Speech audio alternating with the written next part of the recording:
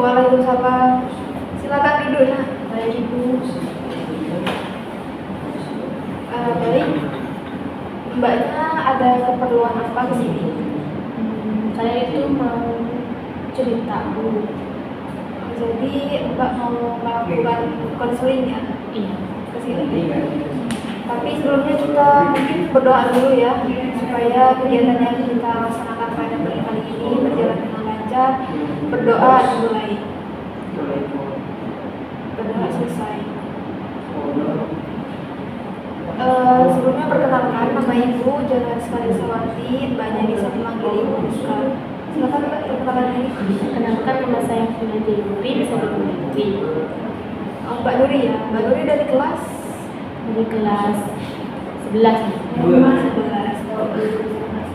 Ibu mau tanya, sebelumnya apakah Mbak Nuri pernah melakukan konseling? Belum Bu, ini pertama. Belum pernah ya? Ibu jelaskan sedikit ya, bahwasanya konseling ini merupakan proses pemberian bantuan dari konselor kepada konseling, di mana nantinya kita mencari solusi bersama-sama atas permasalahan dari mbaknya tadi. Dan di dalam sesi konseling ini ada juga waktu yang harus kita sepakati bersama. Jadi Ibu rasa 30 menit untuk melakukan sesi konseling itu apakah cukup Pak? Saya rasa cukup Bu. Cukup ya. Misalkan nanti ada hal yang belum disampaikan, kita bisa atur lagi pertemuan selanjutnya ya. Sekarang coba Mbak ceritakan permasalahan yang Mbak alami.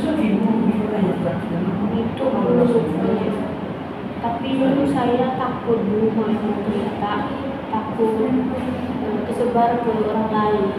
Oh, Mbaknya tenang aja. Di dalam konseling ini ada yang namanya asas kerahasiaan, di mana nantinya permasalahan Mbak itu tidak akan diketahui oleh orang lain, dan yang tahu itu hanya Mbak dan juga Ibu.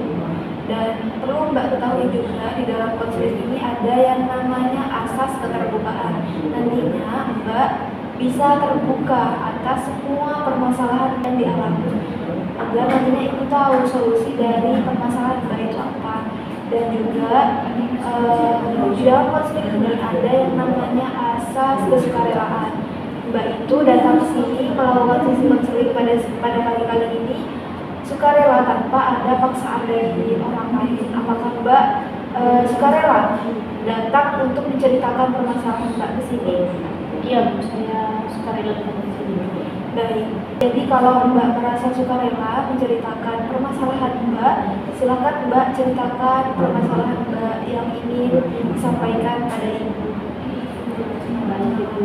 Jadi saya itu takut tidak percaya diri saat presentasi di depan kelas, karena saya itu merasa takut gagal lalu ditawarkan oleh teman-teman saya yang lain. Saya itu tidak percaya diri Bu saat harus presentasi di depan kelas, karena saya itu takut dan merasa cemas, takut karena ditawarkan oleh teman-teman yang lain. Jadi Mbaknya ini takut ketika presentasi di kelas. Sebelumnya Ibu tanya, coba Mbak ceritakan apa yang membuat Mbaknya itu cemas ketika saat mau presentasi di depan kelas.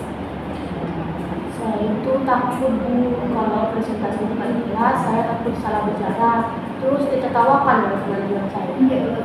Nah, takut ditertawakan. Mbak tahu kalau itu pikiran irasional? Tidak. Ibu jelaskan ya bahwasanya pikiran irasional itu merupakan pikiran negatif yang ada di pikirannya Mbak yang belum tentu terjadi.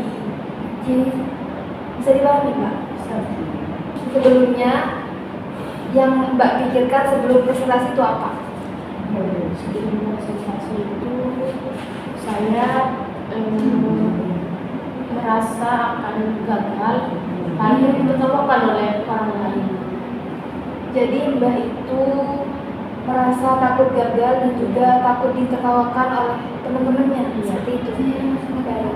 Jadi disimpulkan ya bahwasanya Mbak ini memiliki permasalahan takut saat presentasi di kelas karena Mbak merasa bahwasanya Mbak akan gagal, dan ketika gagal Mbak merasa akan ditertawakan oleh teman-temannya, seperti itu ya. Iya.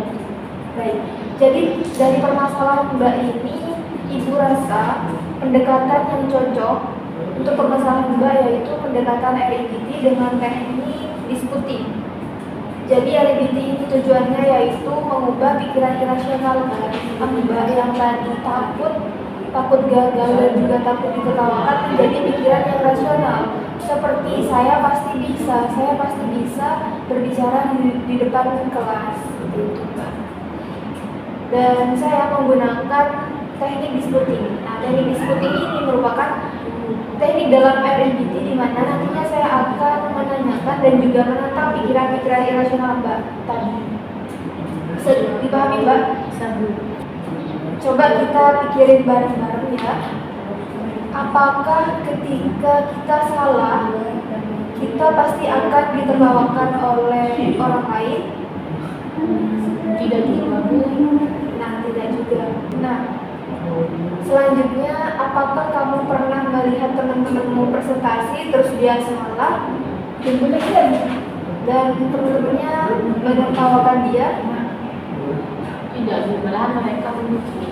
Jadi pikiran kamu yang tadi berpikir bahwasanya orang lain pasti akan menertawakan kamu itu, apakah itu benar adanya? Ternyata tidak. Kalau sudah tahu tidak, kenapa Mbak masih punya pikiran irasional? Mbak nantinya bisa menambah pikiran yang lebih logis atau rasional. Misalnya, saya itu pasti saya bisa berbicara di depan kelas, dan ketika kita salah, teman-teman aku itu pasti membantu, bukan malah menertawakan. Dan saran ibu nantinya Mbak juga bisa latihan di depan cermin untuk bisa berbicara di depan kelas. Baik Bu, saya akan coba saran dari Ibu tersebut. Ya.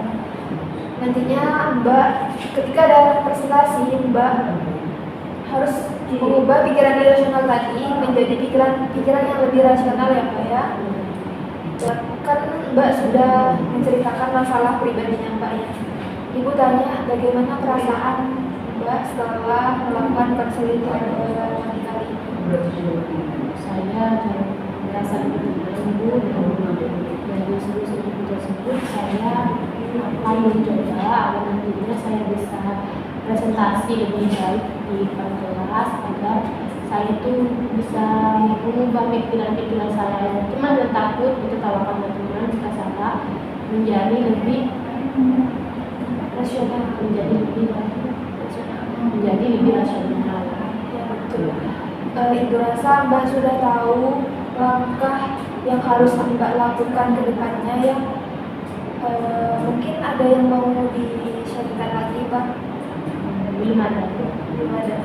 Baik, nanti jika Mbaknya mungkin ada masalah lagi, Mbak bisa datang ke sini lagi untuk bercerita kepada saya dan kita cari solusinya bareng-bareng ya Mbak ya.